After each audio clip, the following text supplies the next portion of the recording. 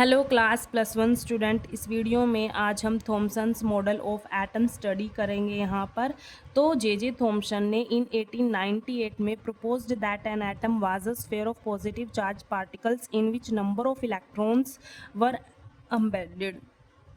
J Thomson ने बताया कि जो एटम है वो क्या है, एक स्फीयर है और वो ना पॉजिटिव चार्ज पार्टिकल से बना हुआ है। एटम क्या है, एक पॉजिटिव चार्ज पार्टिकल्स का स्फीयर है।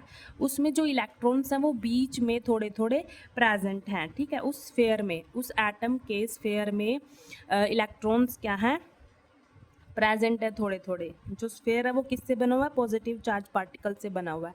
अब जो थॉमसन साइंटिस्ट है उन्होंने इस एटम जो मॉडल एटम का उसको कंपेयर्ड किया वाटरमेलन के साथ कंपेयर्ड किया। आपने वाटरमेलन देखा है कि वाटरमेलन में रेड पार्ट होता है और बीच में ब्लैक सीड्स प्रेजेंट होते हैं। ठीक है, तो वाटरमेलन के साथ इसका कंपैरिजन किया मॉडल ऑफ एटम का।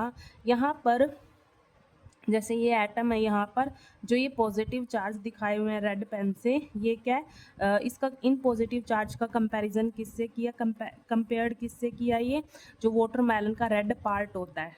ठीक है, positively charged particles like a red part of the watermelon, की एटम में जो पॉजिटिव चार्ज हैं वो कैसे हैं, जैसे वाटरमेलन में रेड पार्ट होता है। ठीक है, और यहाँ पर जो बीच में इलेक्ट्रॉन्स प्रेजेंट हैं, ये थोड़े थोड़े इलेक्ट्रॉन्स बीच में प्रेजेंट हैं, ये कैसे हैं, negatively charge particles like seeds of watermelon. इनका कंपैरिजन किससे किया, सीड्स से इनका कंपैरिजन किया। तो यहाँ पर यही लिखा हुआ है, this model is compared with the watermelon in which seeds are present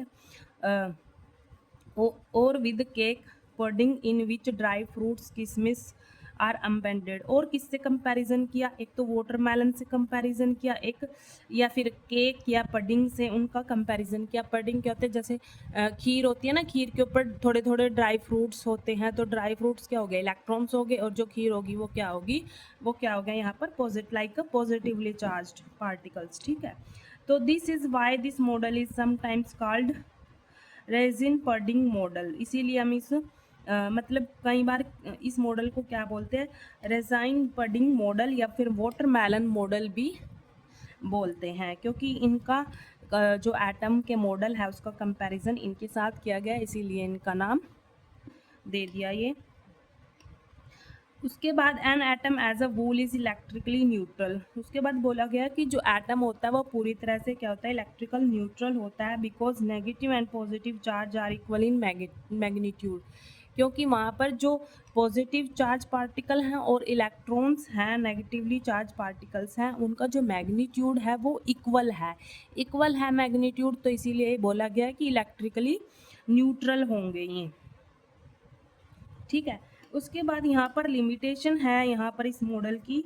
Thomson's atomic model failed to explain how the positive charge hold on the electrons inside the atom. Thomson ये बताने में फेल हो गया कि यहाँ पर जो positive charge particles हैं इन्होंने इलेक्ट्रॉन्स को कैसे होल्ड कर रखा है, किस फोर्स से होल्ड कर रखा है यहाँ पर। ठीक है, तो ये बताने में फेल हो गया यहाँ पर फर्स्ट पॉइंट।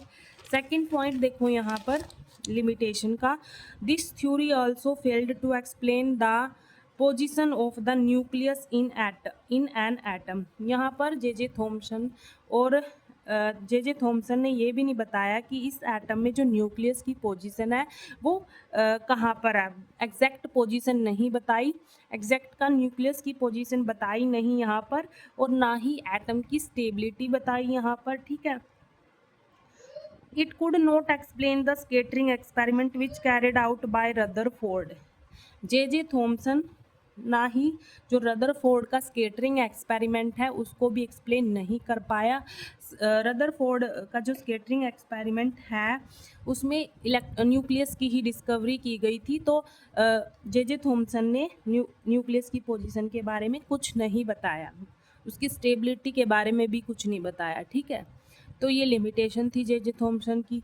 उसके बाद है नेक्स्ट टॉपिक है रदरफोर्ड्स मॉडल, इसको हम नेक्स्ट वीडियो में स्टडी करेंगे। ठीक है, थैंक यू।